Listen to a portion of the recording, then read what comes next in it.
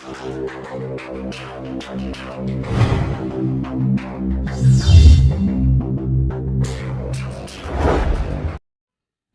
குலதெய்வமான குழந்தளமனை போற்றி, பெரிய கருப்பணசாமியை போற்றி, அனைவருக்கும் எனது பணிவான வணக்கங்கள். வணக்கம். தரும கருமாதி யோகம். அப்போ தருமாதிபதி அப்படின்னாக்க 9ஆம் இடத்துக்கு அதிபதியும், கருமாதிபதி அப்படின்னா 10ஆம் இடத்துக்கு அதிபதியும். அது உங்களுக்கு எல்லாத்துக்குமே தெரியும். அதில் இது ஒரு யோகம் இருக்குது. 2 கிரகங்கள் பார்த்து கொண்டாலோ, பார்வை ஒருவருடைய ஒருவர் நேரடியாக பார்த்து கொண்டிருக்கிறது, அல்லது பரிவர்த்தனை யோகத்தில் 9ஆம் இடத்துக்கு அதிபதி போய் 10ஆம் இடத்துல இருக்கிறது, 10ஆம் இடத்துக்கு அதிபதி 9ஆம் இடத்துல இருக்கிறதும் இது ஒரு பரிவர்த்தனை யோகம் அப்படின்னு இருக்குது. அந்த மாதிரி இல்லை 2 பேரும் சேர்ந்து எங்கேயாவது இருக்கிறது, இதெல்லாம் கருமாதிபதி யோகம் அப்படின்னு ஒரு யோகம் இருக்குது. சரி, இந்த மாதிரி யோகம் இருந்தால் எப்படி அப்படின்னா, இதில் என்ன அப்படின்னு கேட்டிங்கனாக்கும், தர்ம கருமாதிபதி யோகம் அப்படின்னாக்கும் அவங்க எங்கே இருந்தாலும் அப்படிங்கிறது விதி விலக்கு நிறையா இருக்குது. அது பின்னாடி வர்றேன். அந்த மாதிரி இருக்கும்போது குறைவில்லாத நல்ல வழியில் ஈட்டிய சம்பார்த்தனை, அதாவது குறைவில்லாத செல்வங்கள், நல்ல வசதி வாய்ப்போடு இருப்பார், எதுலேயும் வெற்றியாக இருப்பார் அப்படி எடுத்துக்கலாம். ராஜயோகத்தோடு வாழ்வார். ராஜானா நல்லா சந்தோஷமாக இருக்கிறதானா, ராஜானா பணங்காசு எல்லாமே, அரண்மனை வீடு எல்லாமே, எல்லா வசதி வாய்ப்புகளும் பெற்று சந்தோஷமாக இருப்பார் அப்படின்னு எடுத்துக்கலாம். இந்த தர்ம கர்மாதிபதி யோகங்கள் உள்ளவர்கள். அப்போ இது எங்கே இருந்தாலும் எனக்கு இருக்குது. சில பேர் எனக்கு இங்கே இருக்குது நீ சொல்லிட்ட, 9ஆம் இடத்துக்கு அதிபதியும் 10ஆம் இடத்துக்கு அதிபதியும் லக்கணத்துக்கு 9, 10 இப்படி எடுத்துங்க. லக்கணத்துக்கு 9ஆம் இடத்துக்கு அதிபதியும் 10ஆம் இடத்துக்கு அதிபதியும் சேர்ந்துருந்தால் யோகங்கிற. இப்போ எனக்கு சேர்ந்து தான் இருக்குது, நான் கஷ்டப்பட்டுக்கிட்டு இருக்கிறேன், பெரிய கஷ்டப்பட்டுக்கிட்டு இருக்கீங்க, என்ன நீ வார்டில் சொல்லிக்கிட்டு இருக்காங்க உட்காந்துக்கிட்ட அப்படின்னு கேட்டிங்கன்னா, அதுக்கு இன்னொன்று தசாபுத்தி வரணும். இப்படி எடுத்துக்குவோம், தசாபுத்தி வரணும். அதுக்கப்புறமா அப்படி கேட்டிங்கன்னா, அந்த 9ஆம் இடத்துக்கு அதிபதியும் 10ஆம் இடத்துக்கு அதிபதி லக்கணத்துக்கு மறைவு ஸ்தானம் அப்படின்னு சொல்லுவாங்களா, 6ஆம் இடம் 8ஆம் இடம் 12ஆம் இடம், இங்கே போய் ஏதாவது மறைந்திருக்கான்னு பார்க்கணும். அப்புறமா இயற்கை பாவரான சனி, செவ்வாய், சூரியன், தேய்புரை சந்திரன், ராகு, கேது இதுகளோட சேர்ந்து இருக்கிறதா அப்படின்னு பார்க்கணும். விதி தர்ம கர்மாபதி யோகம் அப்படின்னா 9ஆம் இடத்துக்கு அதிபதியும் 10ஆம் இடத்துக்கு அதிபதியும் சேர்ந்து இருந்தால் ராஜயோகம் வாழ்வையா. அப்போ எந்த குறையும் இல்லாமல் உனக்கு நல்லா இருப்ப அப்படின்னு நம்ம சொல்லிடலாம். ஆனால் விதி விலக்கு இருக்குங்களா, நிறையா இருக்குது. அப்போ அதை உன்னிப்பாக கவனிக்கணும். பலன் எடுக்கும்போது பார்த்து பலன் சொல்ல வேண்டும். கிரக நிலையை பார்த்து தான். ஆமாம், இங்கே நம்ம எழுதியிருக்கு பாட புஸ்தகத்தில் நிறையா படிச்சிருக்கோம். ஒவ்வொரு இதுலேயும் ஒவ்வொன்று மாதிரி சொல்கிறாங்க. இதுலேயும் கூட என்னென்ன எங்கெங்கே சொல்லுது அப்படின்னு கேட்டிங்கன்னா, நிறையா சொல்கிறாங்க. அந்த யோகத்தை பற்றி அப்படின்னாக்கும், அது என்ன புக்குன்னாக்கும், அதுனா தாண்டவ மாலைங்கிறதெல்லாம் நிறையா கூறியிருக்கு. அதெல்லாம் யோகமாக இருக்குது அப்படின்னு. ஆனால் விதி விலக்கு நம்ம பார்க்கணும்ல. ஜாதக அலங்காரத்திலே இருக்குது தர்ம கர்மாபதி யோகம். 9ஆம் இடத்துக்கு அதிபதியும் 10ஆம் இடத்துக்கு அதிபதி சேர்ந்துருந்தால் ராஜ யோகம். எல்லாமே ஒரு நல்ல யோகம். வீடு, வாகனம், வண்டி, வசதி வாய்ப்புகள், சுகபோகம் எதுக்குமே ஒரு குறவு இருக்காதியா, சொத்து சுகம்லாம் இருக்கும் அப்படின்னு. அம்மா நீ இங்கே உட்காந்து சொல்லிக்கிட்டு இருக்க, எனக்கு இருக்கிறதுக்கு வீடு இல்லைன்னு கூட இருப்பாங்க. ஆனால் கண்டிப்பாக ஒரு நாளைக்கு வரும். ஆனால் இப்போ என்ன நிலைமையில் இருக்குது அப்படிங்கிறது தசாபத்திக்கு வந்துடணும். விம்சத்திரி தசாபத்தி. 2வது இந்த மாதிரி யோகங்கள்லாம் பார்க்கணும் எங்கே இருக்குது. இந்த கிரக நிலை இப்போ நீச்சம் பெற்று போச்சு, இப்படியே எடுத்துக்குவோம். 9ஆம் இடத்துக்கு அதிபதி அது எந்த லக்கணமானாலும் எப்படி எடுத்துக்கிட்டே வருவோம். நீச்சம் ஆயிடுச்சு, ஒன்றும் இல்லை. காலப்புருஷ தத்துவ பிடிக்க 9ஆம் இடமாக வருது. மேச ராசிக்கு 9ஆம் இடத்துக்கு அதிபதி குரு போய் 10ஆம் இடத்துல இருக்கார். அந்த எடுக்கும்போது எப்படி எடுப்போம், அங்கே போய் இருக்கிறார். இருக்கும்போது 9ஆம் இடத்துக்கு அதிபதி 10ஆம் இடத்துல இருந்தால் யோகம்னு நீதாயா சொன்ன. அங்கே இருக்கிறார் மகரத்தில், அவர் நீச்சம் பெற்று விட்டார். சனியை தூக்கி போடுங்க லக்கணத்தில், அவரும் நீச்சமாகி போயிட்டார். இப்போ சனியை குரு பார்க்கிறார் 5ஆம் பார்வையாக. 5ஆம் பார்வையாக பார்க்க மாட்டார், 4ஆம் பார்வை தான் வருது. அந்த இடத்துல இப்படி எடுத்துட்டிங்கனாக்கா அப்படியே எடுப்போம், ஒன்றும் இல்லை. சனியே வந்து குருவை பார்ப்பார் 10ஆம் பார்வையாக. மேசத்தில் நீச்சம் பெற்ற சனி 10ஆம் பார்வையாக 9ஆம் இடத்துக்கு அதிபதியான குருவை பார்க்கிறார். 9ஆம் இடத்துக்கு அதிபதி 10ஆம் இடத்தில் இருக்கிறார். தர்மாதிபதி கர்மஸ்தானத்தில் இருக்கிறார். இப்போ நீ பலனை சொல்லி, ஆனால் அதுக்கு தான் விதிவிலக்கு நிறையா இருக்குல்ல. அது எப்படி நல்ல பலனை சொல்ல முடியும்? இப்போ குருதசை நடக்குது, எனக்கு கொடுக்குமா அப்படின்னா வாய்ப்பு கம்மி ராசா.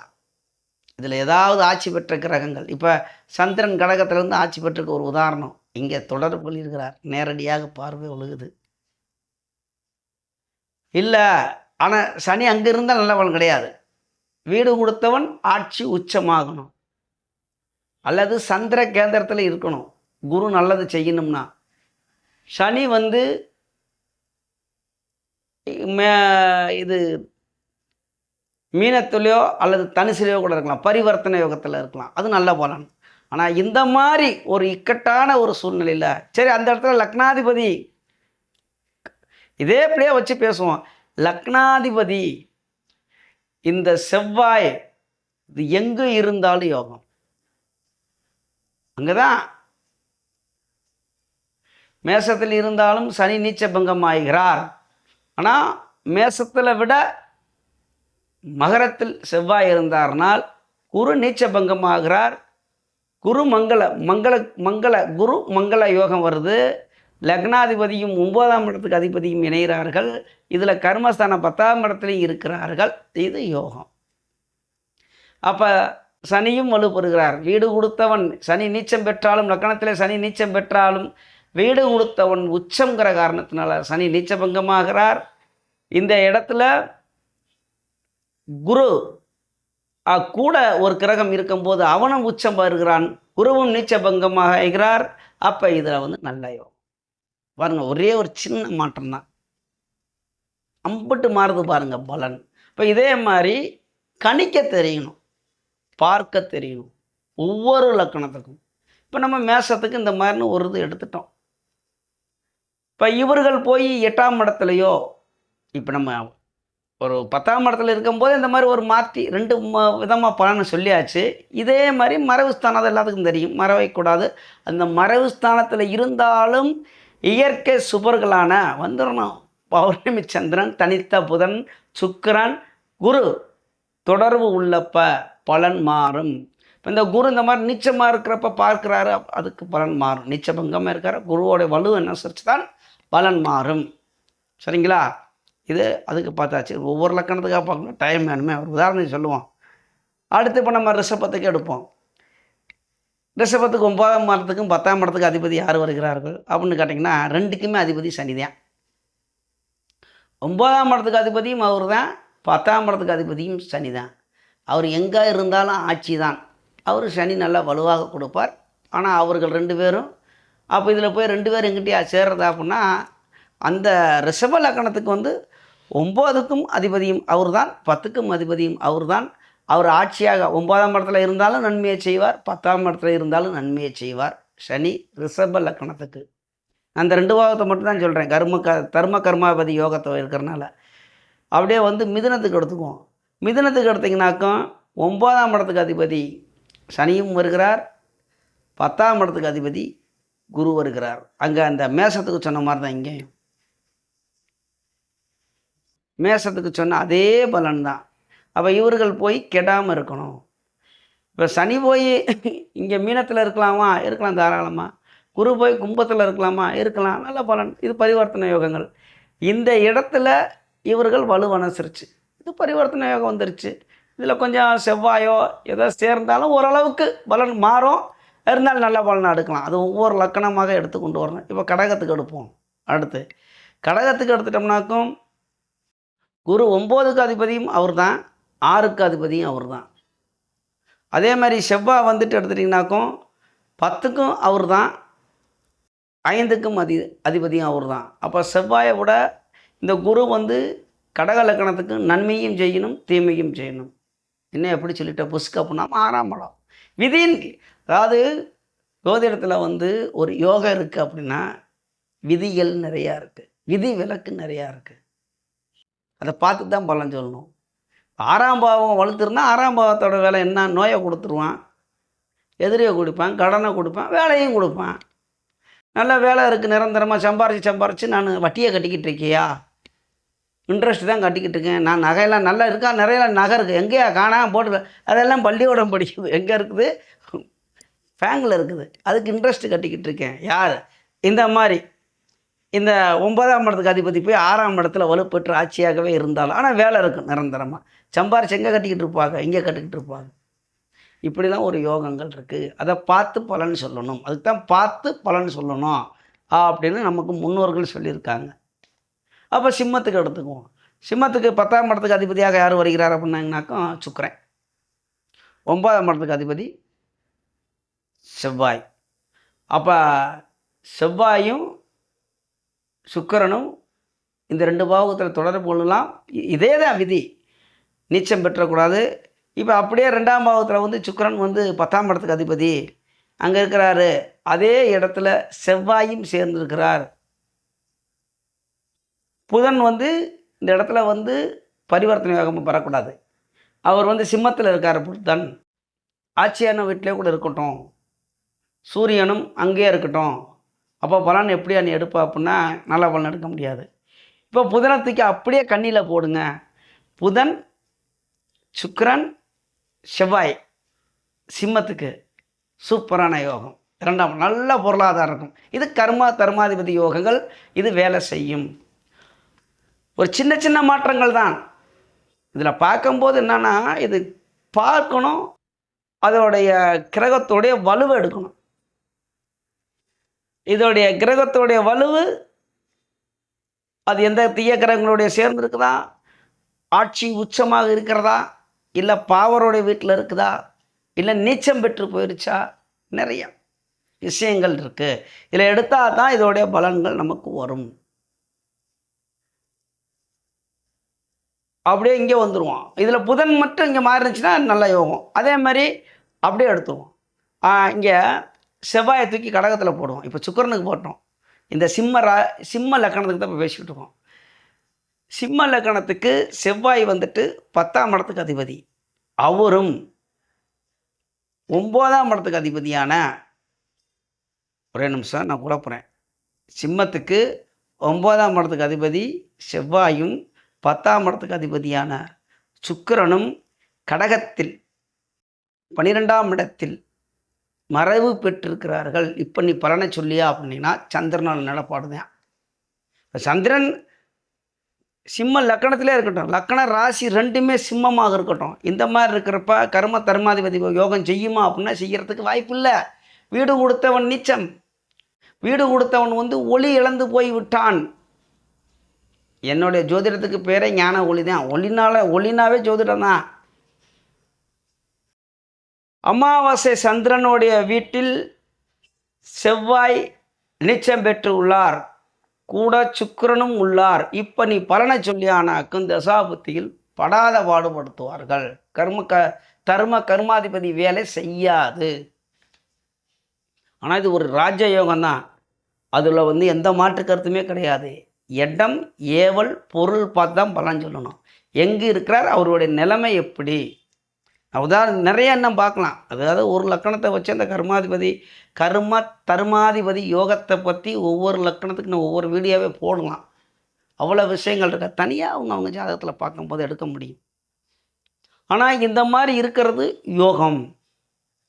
சில பேர்லாம் அவங்க பாட்டையும் பூட்டையும் சொத்துலாம் நிறையா சம்பாரிச்சு வச்சுருப்பேன். இவன் ஒரு வேலைக்கே போக வேணாம், வாட்டில் ஜாலியாக இருப்பான். இந்த கர்மாதி தான். அப்பாவும் சம்பாரித்து சொத்து சேர்த்து வச்சுருப்பார், பாட்டனும் சேர்த்து வச்சுருப்பார்.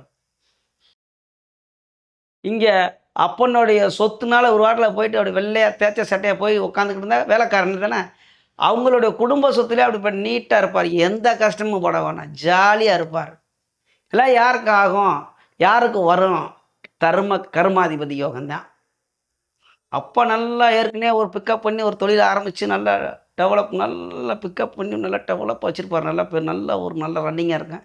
அதில் போய் இவர் அப்படியே எங்கள் ஊர் பாஷையில் சொல்லணும்னா மாப்பிள்ளை மாதிரி பாடுறான்.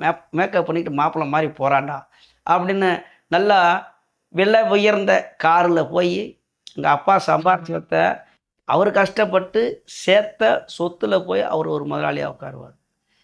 இதுதான் என் தர்ம கர்மாதிபதி யோகம். இதெல்லாம் ஒவ்வொருத்தங்களுக்கு இருக்கா அப்படின்னு பார்க்கணும். இதான் ராஜ யோகம். அப்போ இதில் பார்த்து பலன் சொல்லணும். கிரகத்தோடைய வலுவை அனுசரித்து பலன் எடுக்கணும். நம்ம வாட்டில் நீ சொல்லிட்ட எனக்கு 9ஆம் இடத்துக்கு அதிபதியும் 10ஆம் இடத்துக்கு அதிபதி எங்கே இருந்தாலும் ராஜயோகம்னு எழுதியிருக்குது ஜாதக அலங்கார புக்கில். ஆமாம் எழுதியிருக்கு. 9ஆம் இடத்துக்கு அதிபதியும் 10ஆம் இடத்துக்கு அதிபதியும் எங்கேயும் இருந்தாலும் ராஜயோகம். ஒரே வார்த்தை வரியில் விட்டுருச்சு, அவ்வளோதான். இவ்வளோ விஷயங்கள் இருக்குது. இப்போ அவங்க சொல்லிடுவாங்க, நானும் சொல்லிடுவேன், உனக்கு தர்ம கர்மாதிபதி யோகம் இருக்குது, உனக்கு 9ஆம் இடத்துக்கு அதிபதி திசை நடக்குது, நல்லதவே செய்யும்னு. முதல்ல அங்கே அதுதானே நம்ம கிராமத்தில் பழமொழி சொல்லுவாங்கள்ல, பானையில் சோறு இருந்தால் தாண்டா அகப்பையில் வரும்னு. என்னென்னா பானைன்னா அந்த காலத்துக்கு யாருக்கும் பானைன்னு தெரியுதுன்னு தெரில. சாப்பாடு வைக்கக்கூடிய பாத்திரத்தில் அல்லாட்டி பிரியாணியோ ஏதோ ஒன்று அந்த பாத்திரத்தில் அந்த பொருள் சாப்பாடோ பிரியாணியோ இருந்தால் தான் அதில் எடுக்கிற கரண்டி இருக்குல்ல அதில் வரும் அப்படின்னு கிராமத்தில் சொல்லுவாங்க. பானையில் சோறு இருந்தால் தாண்டா அகப்பையில் வரும் அப்படின்னு. அப்போ இதே மாதிரி தான் கிரகமே வலு இல்லாமல் அவனே நொஞ்சா நாய் போய் கிடக்கிறானே, அவன்கிட்ட போய் உனக்கு நல்லதை செய்ய போகிறான். அப்போ இது பார்க்கணும்ல. இப்படி யூகங்கள் ஒவ்வொரு லக்கணத்துக்காக நம்ம பார்த்து கொண்டே போகலாம். இப்போ எது வரைக்கும் வந்தோம், சிம்மத்துக்கு வந்தோமா, இன்னும் எல்லாத்துக்கும் சொல்லலையானா இப்படி தான் பார்க்கணும். சரி, இன்னும் ஒரு 2 ராசி ஏதாவது சொல்லுவோம் லக்கணத்துக்கு. கன்னிக்கு பார்ப்போம். அப்போ கன்னிக்கு 9ஆம் இடத்துக்கு அதிபதி யார் வருகிறார்? 9, 10 அப்படின்னு கேட்டிங்கனாக்கா 9ஆம் இடத்துக்கு அதிபதி சுக்கிரன் ரிஷபம் வருதுங்க கன்னிக்கு. 10னா புதன். இவங்க 2 பேர் வலுவாக இருக்கணும். இவங்க 2 பேர் எங்கே சேர்ந்து இருந்தாலும் வலுவா அப்படின்னு கேட்டிங்கன்னா இவங்களை எடுத்துக்கலாம். இப்போ 9ஆம் இடத்துக்கு அதிபதி 10ஆம் இடத்துல இருந்தாலும் 10ஆம் இடத்துக்கு அதிபதி 9ஆம் இடத்துக்கு இருந்தாலும் இவங்க 2 பேரும் போய் இல்லை 7ஆம் இடத்துலேயே இருந்தாலும் சரியான யோகம் நீச்சம். இப்போ சுக்கிரன் உச்சம் பெறுகிறார், அந்த இடத்துல புதன் நீச்சம் பெறுகிறார். அவங்க 2 பேரும் அங்கே இணையலாம், இல்லை லக்கணத்தில் இணையலாம். அருமையான பலனை கொடுத்துட்டு போயிடும்.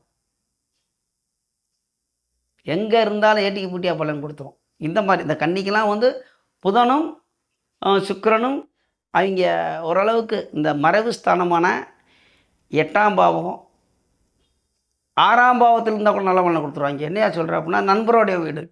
இதுதான் ஜோதிடம். 6ஆம் பாவகம் எங்கே வருகுது அப்படின்னாக்கா கும்பமாக வருது 6ஆம் இடம் கன்னிக்கு. இப்போ கும்பம் புதனுக்கும் சுக்கிரனுக்கும் நண்பருடைய வீடு. அவங்க நல்ல பலனை கொடுத்துட்டு போயிடுவாங்க, நல்ல நிரந்தரமான வேலையை கொடுத்துட்டு போயிடுவாங்க. அது இந்த இடத்துல பார்த்து தான் பலன் சொல்லணும். 8ஆம் இடத்துல இருக்கலாமா செவ்வாயோட வீட்டில்னா அது கூடாது தான், பலன் அந்த அளவுக்கு வராது. இப்படி ஒவ்வொரு பாகமாக பார்க்கணும். ஒரு எந்த லக்கணம் அப்படின்னா 8ஆம் இடத்துக்கு அதிபதி 10ஆம் இடத்துக்கு அதிபதி 9ஆம் இடத்துக்கு அதிபதி எங்கே இருக்கிறார்கள், ஒவ்வொரு லக்கணமாக அப்படி பிரித்து எடுத்துடலாம். துலாத்துக்கு அதே மாதிரி தான். இப்போ கன்னிக்கு சொல்லிட்டோம், துலாத்துக்கு எடுத்துட்டோம்னாக்கும் 9ஆம் இடத்துக்கு அதிபதி யார் அப்படின்னு கேட்டிங்கனாக்கும் இங்கே புதனும் சந்திரனும் வருவாங்க. இங்கே தான் விஷயமே. ஐயா புதனுக்கும் சந்திரனுக்கு ஆகாது அப்படின்னா அது ஒரு விதி. கடகத்தில் போய் புதன் இருக்கலாமையா அப்படின்னா மிதுனத்தில் போய் சந்திரன் இருக்கலாமா, தாராளமாக இருக்கலாம், நன்மையை செய்வார்கள். ஆனால் இந்த இடத்துல என்ன அப்படின்னு எடுத்துட்டிங்கன்னா அந்த கிரகத்தோடைய ஒரு ஆட்சியாக அல்லது உச்சமாக இருக்கிறாரா அதை அனுசரித்து தான் பலன் சொல்ல முடியும்.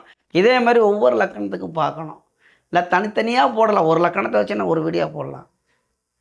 தாராளமாக எடுத்து அது இந்த தர்ம கர்மாதிபதி யோகத்தை மட்டும் எடுத்து அவ்வளோ பேசலாம். நான் சுருக்கமாக தான் பேசியிருக்கேன். இது எத்தனை பேர்த்துக்கு புரியும்னு தெரியல.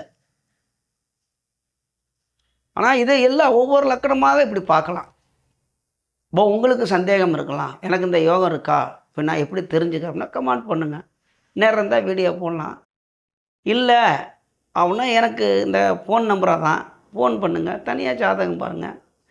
அப்போ இங்கே நாங்கள் சொல்லுவோம், ஜாதகம் ஓசியாக பார்க்கப்பட மாட்டாது. ஆமாம், அது சொல்லிடணும்ல. அதாவது கமெண்ட் பண்ணுங்கள், எனக்கு நேரம் இருக்கிறப்போ உங்களுக்கு பதில் தருவேன் கண்டிப்பாக. அதில் எந்த மாற்று கருத்தும் கிடையாது. உங்கள் கேள்விக்கு பதில் நான் தந்துக்கிட்டு தான் இருக்கேன். இல்லை எனக்கு விரிவாக வேணும், நீங்கள் சொல்கிறதெல்லாம் எனக்கெல்லாம் அந்த யூடியூப்பில் போடலாம் கூடாது, எனக்கு விரிவாக வேணும் அப்படின்னா கால் பண்ணுங்கள். உங்கள் பிறந்த தேதி நேரத்தை அனுப்புங்க. உங்கள் தனிப்பட்ட ஜாதகத்தை நல்லா விரிவாக பாருங்கள். நல்லா டைம் தர்றேன், 1 மணி நேரம் கூட பேசுங்க. அதுக்கு தக்கன எனக்கு நல்ல காணிக்கையை செலுத்துங்கள். காணிக்கை தான், ஜோதிடருக்கு பேர் ஃபீஸு சம்பளம் கிடையாது, அதுக்கு பேர் காணிக்கை. நாங்கள்லாம் உடனே மற்ற ஜோதிடர்லாம் சண்டைக்கு வந்துடுவாங்க, என்னையா பிச்சைன்னு சொல்கிறேன்னு. எங்கள் தொழில் நாங்கள் செய்கிறது ஒரு தெய்வத்துக்கு அடுத்தபடியாக பார்க்கக்கூடிய தொழில். நாங்கள் பிச்சை எடுத்து தான் சாப்பிட வேண்டும். புரியுதுங்களா? நீங்கள் பிச்சை போடுவீர்கள், நாங்கள் சாப்பிட வேண்டும். அது தவறாக இல்லை, அது இப்படி கூட சொல்லிக்கலாம் கொஞ்சம் நாகரீகமாக. வேலை செஞ்சால் கூலி தாங்கியா நாங்கள் சாப்பிட்டுக்கிறோம்னு. ஆனால் அதுக்கு அர்த்தம் அப்படித்தான் அதில் சொல்லப்பட்டு உள்ளது. நாங்கள் இந்த ஜோதிடர்கள்லாம் காணிக்கையை வாங்கி கொண்டு தான் ஜீவனம் நடத்த வேண்டும். அப்படிங்கும்போது உங்களுடைய சந்தேகங்களுக்கு கமெண்ட் பண்ணுங்கள், நான் பதில் தர்றேன். இல்லை எனக்கு நேரடியாக ஃபோன்லேயே நல்ல விளக்கமாக நான் கேட்கணும் பேசணும் அப்படின்னா அதுக்கு ஓசி கிடையாது, பீஸ் இருக்குது அப்படி சொல்லுவோம். சரிங்களா? அப்போ நமது யூடியூப் சொந்தங்கள் அனைவரும் வளமுடன் வாழ்வீர்கள், நன்றாக இருப்பீர்கள். நன்றி, வணக்கம்.